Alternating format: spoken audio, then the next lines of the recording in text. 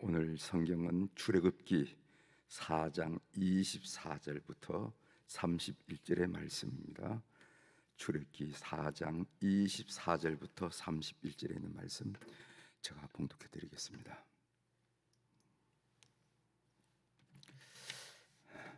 (24절) 모세가 길을 가다가 숙소에 있을 때 여호와께서 그를 만나사 그를 죽이려 하신지라.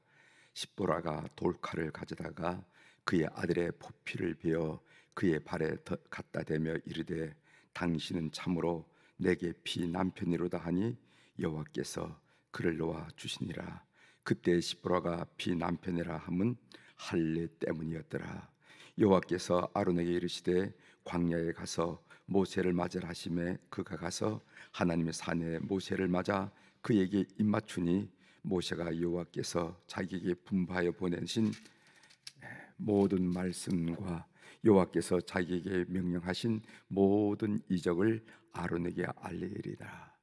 모세와 아론이 가서 이스라엘 자손의 모든 장로를 모으고 아론이 여호와께서 모세에게 이르신 모든 말씀을 전하고 그 백성 앞에서 이적을 행하니 백성이 믿으며 여호와께서 이스라엘 자손을 찾으시고 그들의 고난을 살피셨다 함을 듣고 머리 숙여 경배하였더라.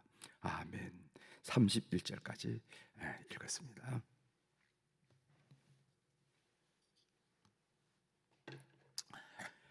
오늘 우리가 읽은 출애굽기 4장 24절부터 31절 마지막 절까지 말씀을 중심으로 주제는 하나님의 말씀은 생명을 다툴 만큼 중요합니다. 이런 주제로 말씀을 드리도록 하겠습니다. 하나님의 말씀은 생명을 다툴 만큼 중요합니다. 우리가 신앙생활을 하다 보면은 한국에 이제 우리 개신교가 들어온 지가 오래되기 때문에 성경을 접하기가 비교적 수월하고 또 신앙생활을 하는 분들이 많고 또 신앙생활한 세월들이 많이 흐르기 때문에 이 성경을 조금 가볍게 생각하는 그런 경향이 없지 않아 있습니다. 하나님의 말씀은 생명을 다툴 만큼 중요합니다. 하나님의 말씀 같이 은혜를 나누고자 합니다. 오늘 우리가 읽은 이 짧은 본문은 두 가지 내용으로 구성이 되어 있는데, 하나는 모세의 아들에게 할례를 행하는 내용이 전반부에 나오고 후반부에는 시내산에서 동역자인 아론을 만나는 내용이 나와 있습니다. 이 두 가지 내용으로 구성이 되어 있습니다. 본문을 읽다 보면은 우리가 문맥상으로 아니면 내용상으로 우리를 당혹스럽게 하는 말씀이 있어요. 아마 여러분들이 대충 이 성경을 읽으시면은 참 이상하다 하는 것을 느끼는데, 그 말씀이 바로 24절부터 26절의 말씀입니다. 모세의 아들을 할례하는 그 내용이죠. 문맥상으로 당혹스럽게 한다는 말은 무슨 뜻인가 하면은 24절부터 26절의 말씀을 삭제해 보면, 빼고 보면은 내용이 잘 연결이 돼요. 18절부터 23절에 있는 말씀은 모세가 애굽으로 가겠다라고 결심한 내용이 나오고, 이어서 27절부터 31절의 내용은 모세가 동역자인 형 아론을 만나는 내용입니다.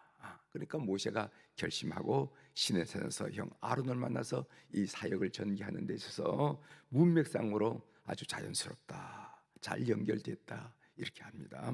그런데 24절과 26절이 사이에 들어가서 문맥이 전체적으로 그 흐름이 끊긴다 하는 말씀이죠. 내용상으로 당혹스럽게 하는 것은 무엇이냐면, 하나님은 모세에게 이스라엘을 애굽에서 구원하라고 수차례 말씀하셨습니다.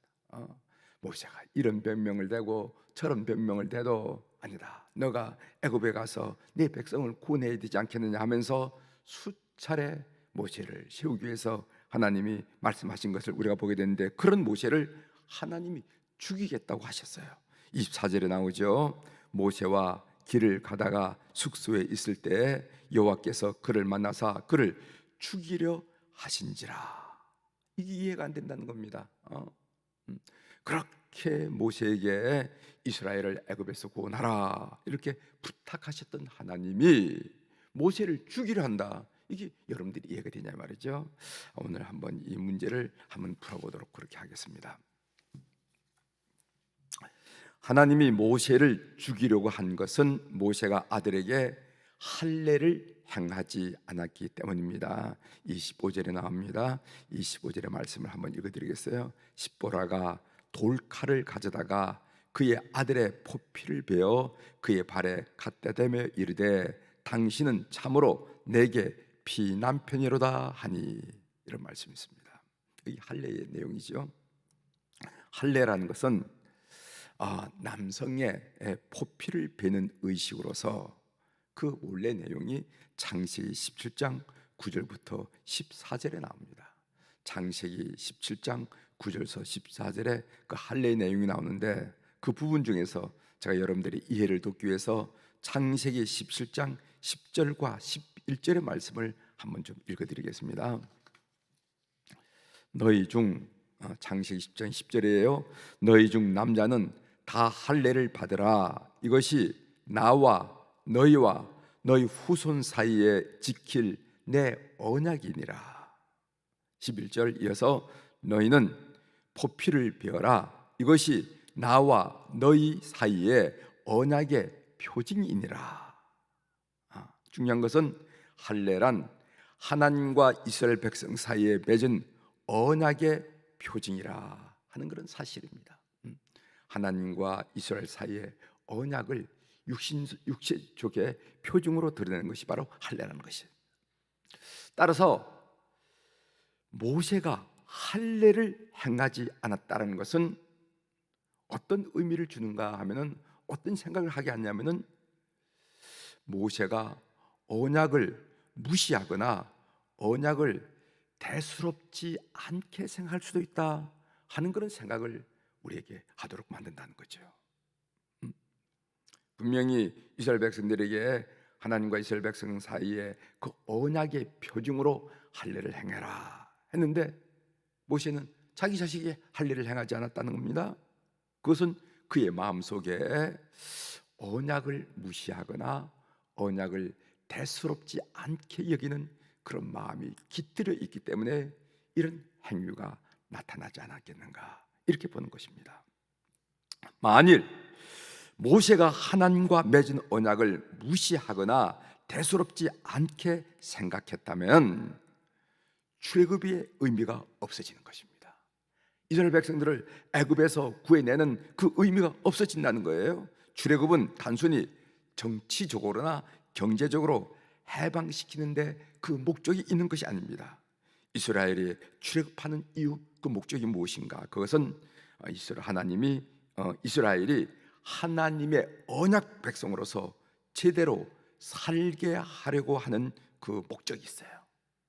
너희들은 언약 백성으로서 이렇게 살아서는 안 된다 하면서 출애굽시키면서 하나님의 언약 백성으로서 제대로 살게 하려는 그런 목적이 바로 출애굽의 목적이라는 것이죠.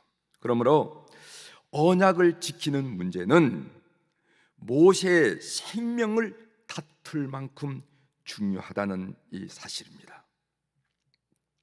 이 사실을 마치 충격요법처럼 보여준 사건이 오늘 본문 24절부터 26절의 할례 사건이라 이렇게 봅니다. 아마 모세는 이 사건을 계기로 하나님의 언약의 의미를 가슴 깊이 되새겼으리라 이렇게 생각이 됩니다. 그러면은 모세가 아들에게 할례를 행하지 않은 이유가 무엇일까? 여러 가지가 이유가 있는데 오늘 성경에 나타난 이유 한 가지를 좀 소개해 드리려고 합니다. 아마 이방인 아내인 십보라의 고집 때문이 아니었을까 하는 생각을 본문을 통해서 유추해 볼 수가 있어요. 오늘 모세를 향한 십보라의 비난에서 그 이유를 생각할 수가 있는데 오늘 25절 하반절에 보면은 당신은 참으로 내게 피남편이로다 이런 말을 해요. 이 말은 아무리 좋게 들어도 좋게 들지 않은 얘기, 뭔가 비난하는 말처럼, 뭔가 투정하는 말처럼 그렇게 여기진다 이 말이죠. 당신은 참으로 내게 피난편이로다. 사실 할례라는 것은 그 당시 중동 지역에서 여러 가지 이유로 행해졌어요. 이스라엘 민족에만 할례가 있었던 것이 아니라 중동의 여러 부족 가운데 할례라는 것이 어떤 부족은 할례를 행할 때도 있고 또 어떤 부족은 하지 않았고 그런 이 중동 분위기라는 거죠.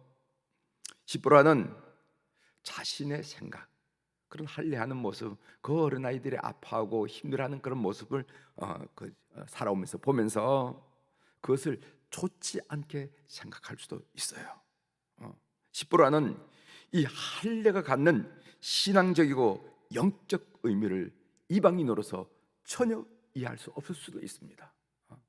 이스라엘 백성들은 할례를 언약의 표징으로 생각했지만 그런 훈련과 그런 믿음과 그런 경험이 없는 십보라는 그 어린아이들이 할례를 받으면서 고통당하는 것을 보고 그 여성의 마음으로 저건 아니지 왜 저런 것을 시킬까 하는 그런 생각을 평상시에 했을 수도 있다 이 말이죠.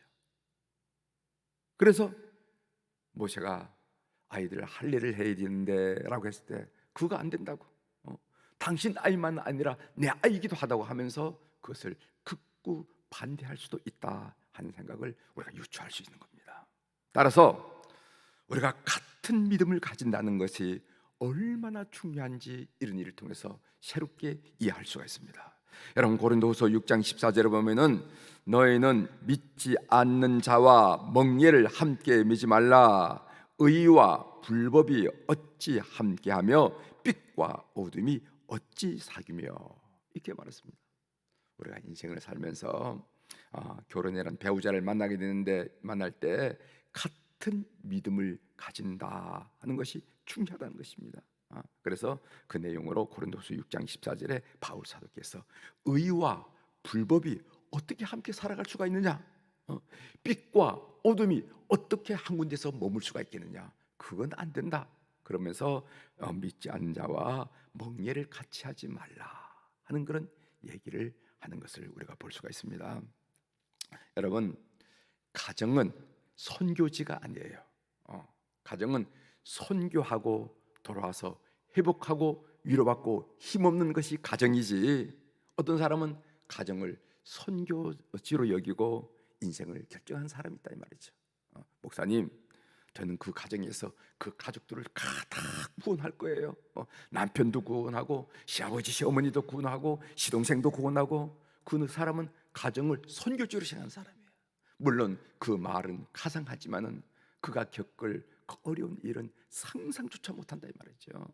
우리 사랑하는 교우들 자녀들을 결혼시키고 우리 또 손자 손녀들을 결혼시킬 때 너희는 믿지 않는 자와 멍에를 함께 입지 말라. 의와 불법이 어찌 함께하며 빛과 어둠이 어찌 사귀겠느냐 하는 이 바울의 권면을 꼭 마음에 새기셔야 됩니다. 가정은 선교지가 아니라, 선교지는 세상이 선교지이고 선교하던 우리의 모든 가족들이 가정에 와서 위로받고 회복받고 그리고 힘없는 장소가 가정이다 하는 것을 여러분이 꼭 기억해 주시길 바랍니다. 오늘 모세가 이 실수하게 된 이 아들을 할례를 받지 못하는 받게 하지 못하는 이 실수의 근원이 아마 이방인 아내인 십보라에게 있지 않았는가 하는 생각도 함께 나누고 있습니다. 삶의 적용으로 좀 말씀을 드리겠어요. 하나님과의 언약, 하나님의 약속, 하나님의 말씀에 대한 중요성을 새롭게 정리하는 우리 교우들이 되기를 바랍니다. 우리가 성경을 뭐라고 말하냐면은 구약 성경을 올드 커버넌트, 신약 성경을 뉴 커버넌트. 그래서 이 커버넌트란 말은 뭐냐면 언약이라 하는 말씀이죠. 그러니까 이 성경은 우리에게 주신 하나님의 언약이고 하나님의 약속이고 하나님의 말씀이라는 거예요. 이 중요성을 우리가 깊이 마음속에 되새길 필요가 있다는 것입니다. 제가 들어간 말씀으로 말씀드렸지만은 우리 한국의 개신교가 역사가 오래되기 때문에 성경이 많이 퍼져 있습니다. 우리 개인이 신앙생활을 할 때도 성경을 많이 대하기 때문에 오히려 이 성경을 가볍게 여기고 쉽게 생각하는 그런 신앙적인 태도, 잘못된 태도가 우리 속에 쌓여가고 있지 않은가 하는 얘기를 지적하는 것입니다. 하나님의 언약, 하나님의 말씀은 생명을 다툴 만큼 중요한 문제임을 오늘 하나님과 모세와 언약, 이 관계를 통해서 우리가 새겨볼 수가 있어요. 만일 우리가 언약 가운데 있지 않으면요 구원도 없습니다. 사실 우리가 우리의 구원을 확신하는 것은 무엇입니까? 우리가 우리의 구원을 확신하는 것은 따지고 보면은 하나님의 약속을 믿는데 그 근거가 있는 거예요. 우리가 우리의 구원을 확신하는 이유는 무슨 환상을 봤다거나 내가 무슨 방언을 했다거나 어떤 영적 체험을 했기 때문에 우리가 우리의 구원을 확신하는 것이 아니라 하나님이 그렇게 말씀하시고 약속하셨기 때문에 우리가 우리의 구원을 확신한단 말이죠. 구원 문제만이 아닙니다. 우리가 삶의 구렁텅이에서 일어설 수 있는 것도 하나님의 말씀 때문이에요. 말씀 한마디 붙들면은 그 절망의 구렁텅이에서 수렁에서 벗어나오게 되는 것을 우리가 많이 경험한다는 거죠. 하나님의 말씀을 믿고 일어서는 것입니다. 이것은 우리가 신앙생활을 하면서 많이 경험하고 고백하는 내용이 아니겠습니까? 따라서 하나님의 말씀은 우리의 힘이고 우리의 능력이고 우리의 희망이라는 것입니다. 결국 하나님의 말씀이 생명이라는 사실을 오늘 본문을 통해서 새겨볼 수가 있습니다.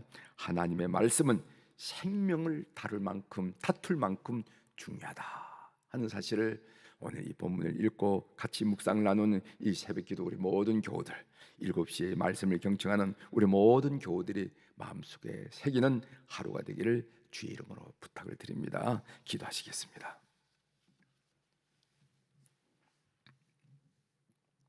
하나님 아버지, 오늘 저희들이 본문을 통해서 이 본문이 너무 이상하다, 문맥상으로도 이상하고 그토록 모세를 세워서 이스라엘 백성들을 애굽에서 출애굽시키는 이 사역을 맡기려는 그 하나님의 열정으로 봐서도 참 이상하다 하는 내용을, 그 이유를 생각해 봤습니다. 그 이유는 하나님께서 이스라엘 백성들을 언약 백성으로 회복시키고 언약 백성으로 살게 하는데 그 목적이 있는데, 만일 모세 자신이 하나님의 언약을 가볍게 생각하고 무시한다면 출애굽의 의미가 없어진다는 것을 저들이 알았습니다. 하나님 아버지, 그런데 이 말씀을 묵상하다가 우리의 삶의 자세도 생각해 보게 됩니다.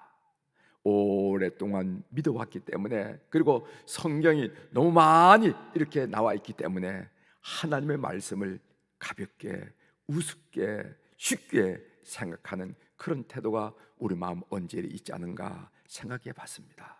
하나님이 성경이 말씀한 대로 하나님의 말씀이 우리의 힘이고 우리의 능력이고 우리의 희망이고 우리의 생명인데, 우리 사랑하는 모든 교우들, 이 말씀을 듣는 경청하는 우리 모든 교우들이 하나님의 말씀을 새롭게 인식하고 새롭게 생각하는 그런 새로운 관심을 불러일으키는 순간이 될 수 있도록 은혜를 베풀어 주옵소서. 하나님 아버지, 우리 사랑하는 환우들을 위하여 이 새벽에 또다시 하나님께 간구할 수 있도록 도와주셔서 감사합니다. 우리가 하나님께 이렇게 간구드리는 것은 우리 하나님은 생명을 창조하시고 생명을 보존하시고 생명을 회복하시는 분, 그리고 치료하시는 여호와 라파 되신 분임을 우리가 고백하고 믿기 때문인 줄 하나님이 아실 줄 믿습니다. 치료의 하나님께 우리 사랑하는 환우들을 올려드리오니 오늘 또 역사하여 주시옵소서. 병원에서 회복을 위해서 치료받고 있는 교우들, 가정에서 회복을 위해서 치료받고 있는 교우들, 오늘 또 시간과 공간을 초월하셔서 만나주신 우리 성령님께서 그들의 영혼을 만나주시고 그들의 심령을 만나주시고 그들의 육체를 만나주셔서 회복의 놀라운 기운이 예수 그리스도의 이름으로 그들 속에 일어나도록 은혜를 베풀어 주시옵소서. 그래서 회복케 하신 하나님의 능력으로 회복하셨습니다. 회복했습니다. 회복케 하는 하나님의 능력으로 치료받았습니다. 고백하며 하나님께 영광을 올려드릴 수 있도록 우리 하나님 인도하여 주시옵소서. 하나님, 오늘 이 시간 우리 모세 남선교 회원들, 우리 안나 여선교 회원들, 젊은 시절 이 교회를 위해서 충성하고 그리고 봉사했던, 이 교회를 세우기 위해서 애썼던 모든 어른들을 위해서 이 새벽에 다시 한번 기도를 올리도록 은혜를 베풀어 주셔서 감사합니다. 코로나19 바이러스로 교회 출입은 어렵지만은 안지나 서나 기도할 때마다 우리 수표기 교회를 위해서 기도하는 어른들, 그들을 기억하여 주시옵소서. 성령님께서 그들 심령 속에 임재하여 주심으로 말미암아 요즘 어려울 때 어떻게 지내십니까? 라고 질문을 받을 때마다 성령님과 더불어 행복하게 지냅니다.